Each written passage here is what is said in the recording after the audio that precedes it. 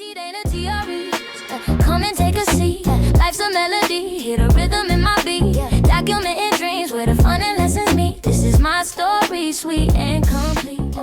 Before you click apply to UWI, stop. Because there are a few things nobody tells you. Things that can save you time, money, and stress. In this video, I will be breaking down the real cost of a UWI degree. Things like how the Student Loan Bureau works, choosing a major, and why orientation matters. If you're thinking about applying to UWI, don't skip this video. First, let's tackle the real cost of your degree. The tuition price that you see online is not the full price of the degree. So, for instance, you may see that for a semester, for my example, for social sciences, management studies degree, per semester, it is possibly like around $173,000 per term. But you must take into consideration things like miscellaneous fees, which miscellaneous fees cover miscellaneous things. One benefit of paying your miscellaneous fees is that you get free dental checks at the clinic, so free dental cleanings at the UA Health Center. Now, of course, if you have to pay to get it, it's not really free, but it's just a benefit or an advantage. So there are lab fees in addition to that, housing fees. You also have to think about lunch.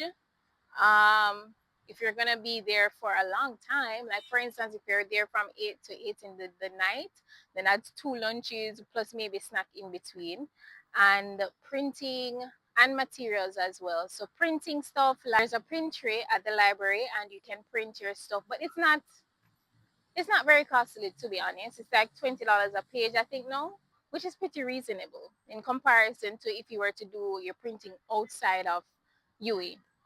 And materials as well. So you think about your book, your pencil. I'm trying to look for something here, but your books, your pencils, your pens, and all that jazz. Which my advice to you, if you're going to do this like on a budget, do it at like go to like Bashko or downtown and get some things on a budget. Like if you're going to pay a bulk of your school fee like out of pocket and then some there, even if you just don't have it, that's one way, because you would be paying like a fraction of what you would pay in like a bookstore, or you know yeah, that's a little tip. Another hidden fee or cost to consider is transportation. Of course, you have to get to and fro, whether you're driving or you're a commuter, you still need to figure out, oh, the gas money I go. Damn.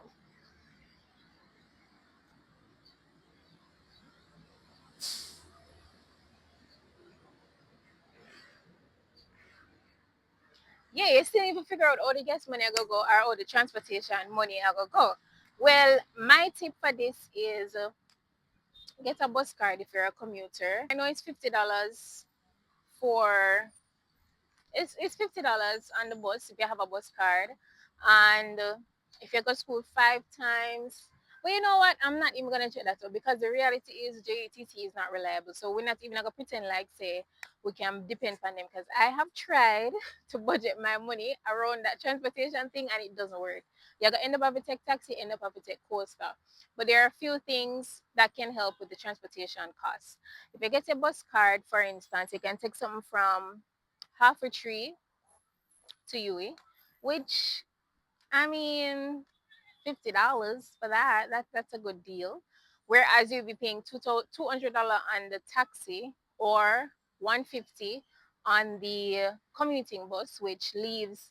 So if you know somewhere, the place in front, if I can find a picture, I'll include it. There is a car park in front or beside the bus park, beside Tasty. So Tasty would be here and the car park is here. This is where the coasters, the UE coasters usually are in the morning. Like you can get them as early, you can get them really early, 7, 8 o'clock, them time. But like during the afternoon, it's a bit scarce. But rush hour time, you don't have to worry if you go around a popping, because we know other standards there. Go around at the popping stand, you compete with the Mona students them. The Mona students, the working people, JC, like it's a lot, and the taxis can only carry so much. So that's an option that you have. You can take some. You can take a 75 and 900. If you're lucky and you come from a greater Portmore, you catch a 19BX or a 19B, yeah, a 19, express, and it takes you straight to UA back gate. And the 19 express, so the actual 19, that's a school bus, it goes inside UA. So in the evening, the 19 is reliable in the evening. I've never taken the 19 like directly from Greater Portmore come straight to UE, but in the evening it is reliable. I've taken it from UE and it comes the same time unless there's traffic, extreme traffic or something. It's usually on time. There's one that comes at 6:15 to UE back gate, and it drives through UE, so it drives the ring road and then it come back out to the back gate, and then it go make a journey to Greater Portmore. So if you come off Alpha Tree or along the stretch or Ugly Park, you can catch it too. It's not gonna be costly for you. There's one that comes at 9:15 as well. The UA back again, 9 and 9:15. Just be out there before that. The time that we might tell you go out there before, so you're sure so you're gonna catch it, right? So you go out there and you catch it, but so you go straight home. That's a transportation tip. Pam. So in addition to transportation, you're gonna have some unexpected expenses that you have to take into consideration. I can't say what your unexpected expenses will be because they're unexpected, but you're gonna have some. That's the thing. Change of scenery, guys. The sun is pelting over there. All right, so let's get into number 2. Here's actually much cooler. And this is the student loan bureau. So what you need to know about application for your tuition. Firstly, SLB does not cover 100% of your cost. So it does cover your tuition. However, the additional fees like miscellaneous fees, if you're requesting certain things from the school that requires payment, it's not going to cover that.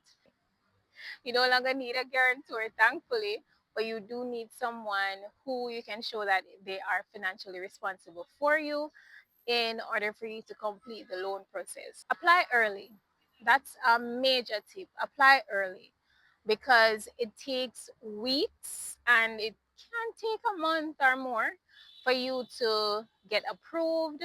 And then you have to think about mid-semester exams, which you cannot do your mid-semester exams without financial clearance. So that's very important. It's important to note as well that you'll have to reapply every year. So every coming September, you're required to apply for your SLB loan so that they can cover your tuition for the year. From this point, kindly note SLB only covers your tuition. So have a plan A, B, and C in place for your financial coverage for school, all right? And then we're gonna go to number 3, which is choosing your major. I have some notes in here that I'm reading from. So don't let nobody decide for you. Like seriously, don't let anyone decide for you. Do what you must.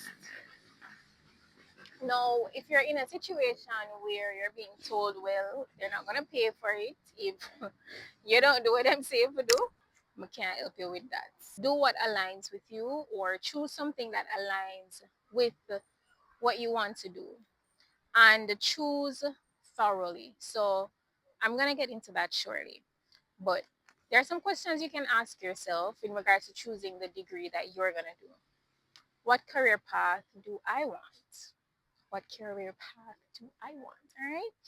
Does this major require post UE certifications? Are there job opportunities located abroad or locally? All right. So your major is a big determining factor in regards to your career. I would recommend like seeing exactly the career path that you may want to take and how it can assist.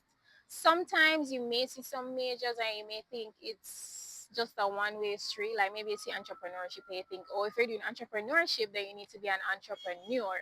That's definitely not the case. You can be so many different things because of what the course itself covers. So the course may be entrepreneurship, and it may cover some accounting, it may cover other things. There's so much that you can do. And sometimes just having a degree is a good way to get your foot through the door. As it relates to choosing the major, I'm going to actually show a screen recording of a faculty handbook that you can look through. So for instance, my faculty would be social sciences. I would go to social sciences 2025-2026, the period that you're going to enter school term in, and it would tell you the courses, the requirements, the major, if you're doing a minor, what courses are required, the prerequisites for each course, and it also gives you an outline as to the recommended trajectory. So based on their assessment, it's best to do this course first and this course, because maybe this course is a prerequisite for a course that you're required to do in year 2 or year 3. So do this first in year 1. Yeah, that type of vibe. The last one, last but not least, is orientation. I'm gonna beg you, please don't skip it. Do not skip it. I did, not intentionally, but there's so much information that I missed that could have assisted me. I'm probably, I don't know, I'm gonna have it honest. Like, I'm in my 3rd year, and there's so much I don't have the gist of. And I do think it's because I missed orientation. And because personally, me, I think I would have made sense or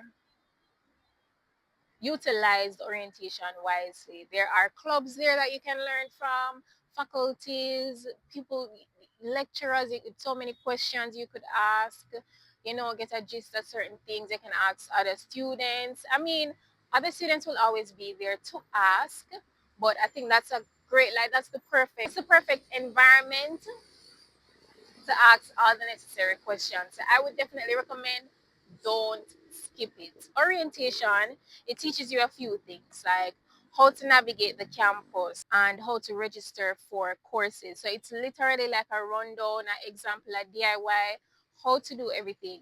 Do not miss it. In orientation, you will also meet people early. We all know the field, it doesn't matter. Once you have a degree, networking is extremely important, and you get to start from there. So you meet new people, probably somebody else from your school, your high school. You never know, so you go UWI and the two and I go same time, and then you keep in touch, and it might be just acquaintances, but that person might be a manager somewhere, you might be a manager, can help them out in the future. So that's a good start. So to close, before you apply to UWI, understand the finances, student loan bureau specifically, if you're going to go that route, making your major decision, like, you get that, pun intended, but it's a major decision, and plus choosing your major and your degree path as well. You need to do the importance of orientation, and we covered all of that in this video, which is part 1. And in the next video, part 2, I will be covering student life, halls versus commuting, surviving your first semester academically. That is, thank you. Education's a feast, I'm stacking the plates. Knowledge like currency, I'm raising the rates. From classroom to dance floors, I open the gate.